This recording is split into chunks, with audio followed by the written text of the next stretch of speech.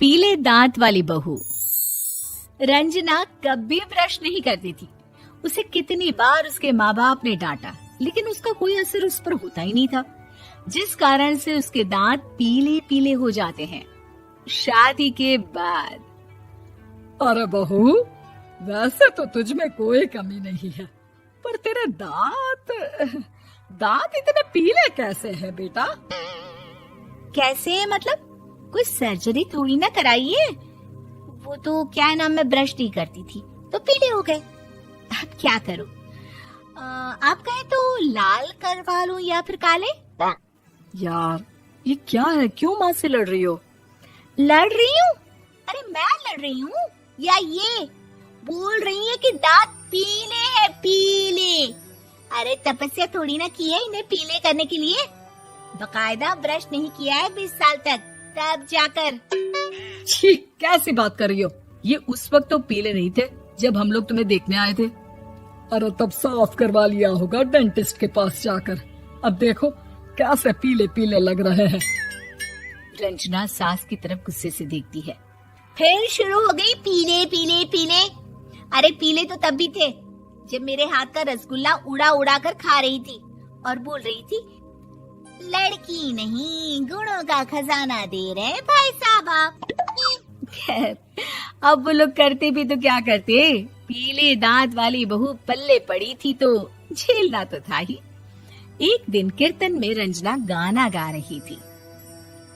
अरे कमला बहन, माँ का द्वार है, यहाँ तो सब शुद्ध होकर आते हैं, फिर अपनी बहू को ब्रश भी नहीं करवाती तुम। दूर से पीले पीले दांत भक्ति में बाधा उत्पन्न कर रहे हैं। अरे कोई 2 साल की बच्ची थोड़ी ना लेकर आई हूँ मैं बहू बनाकर। अच्छी खासी लड़की है, अरे कैसे करवाऊं ब्रश? ये तो उसे खुद करना चाहिए ना। अब माँ बाप तो इसके जैसे तैसे निपटा दिए, ये नहीं सोचा कि सास कैसे संभालेगी। सास बहू को लेकर घर आ जाती है, लेकिन सोच लेती है कि अब इसे लेकर कहीं नहीं जाएगी। अगले रोज बहू कहती है, अरे क्या हो गया, मंदिर नहीं जाना क्या? कीर्तन का वक्त हो रहा है। मेरी मधुर वाणी से कान्हा जी जागते हैं और सोते हैं। आप तो जानती है ना उनकी भक्ति में कितना मन लगता है मेरा। वो क्या है ना, तबीयत ठीक नहीं लग रही है मेरी, आराम करूंगी मैं। तबीयत ठीक नहीं लग रही? अभी तो मिथुन के गाने पर नाच रही थी आप, और अब बोल रही है कि तबीयत ठीक नहीं लग रही। अरे भक्ति में मन लगा लो सासू माँ, ऊपर जाना है, क्या मुंह दिखाओगी आप? हाँ? सास को बहू की बात पर गुस्सा आ जाता है। मैं क्या मुंह दिखाऊंगी, इसकी चिंता तो ना कर, समझी?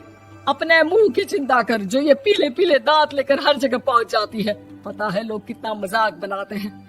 ना जी ना, मैं नहीं जाना कहीं तेरे साथ।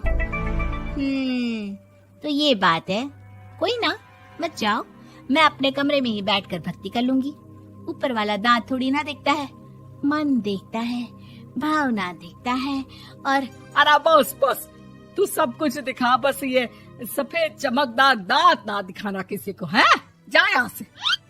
बहू को सास की बात का कोई फर्क नहीं पड़ता, वो तो जैसी थी वैसी ही रह जाती है।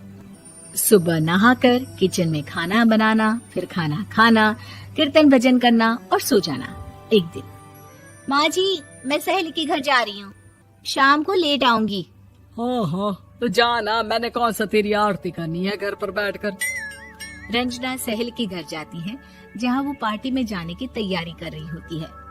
अरे शिखा, कहाँ जाने की तैयारी कर रही है? मैं गलत वक्त पर आ गई क्या? अरे नहीं यार, उल्टा सही वक्त पर आ गया। मैंने ये साड़ी और ज्वेलरी निकाली है यार, शाम को इनके ऑफिस की एक पार्टी में जाना है। बताना कैसा लग रहा है ये सब? नहीं यार, इस ड्रेस के साथ तो वो वाली ज्वेलरी अच्छी लगेगी।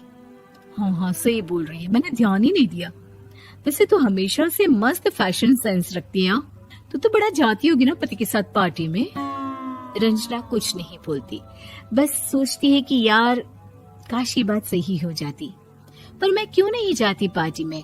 क्या इन लोगों की कोई पार्टी होती नहीं होगी? रंजना घर आती है और रात में पति से सवाल करती है, एक बात बताइए, आप मुझे किसी पार्टी में क्यों नहीं ले जाते? क्या आपकी यहाँ ऑफिस में पार्टी नहीं होती? पति बेचारा क्या कहता कि दांत पीले हैं तुम्हारे इसलिए।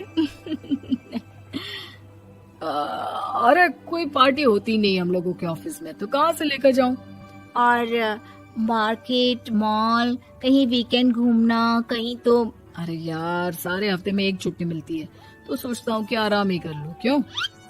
रंजना मन मार के रह जाती है। पहले कभी सास के साथ मंदिर जाया करती थी, लेकिन वो भी सास ने ले जाना बंद कर दिया। घर बैठी बैठी रंजना बोर हो जाती है। तभी उसे आइडिया आता है और वो मायके जाने का सोचती है। सासू माँ, 2 दिनों के लिए मम्मी के घर जा रही हूँ। अच्छा ठीक है, आराम से जा। और हाँ, माँ से कुछ अच्छी आदत सीख कर आना कि कैसे शरीर के हर भाग की तरह दांतों की सफाई भी जरूरी होती है, समझी? शुरू हो गई ना आप। वो लोग आपकी तरह नहीं है कि छोटी छोटी बात का बतंगड़ बना दे। उन लोगों के लिए मैं मायने रखती हूँ, ना कि मेरे पीले पीले दांत।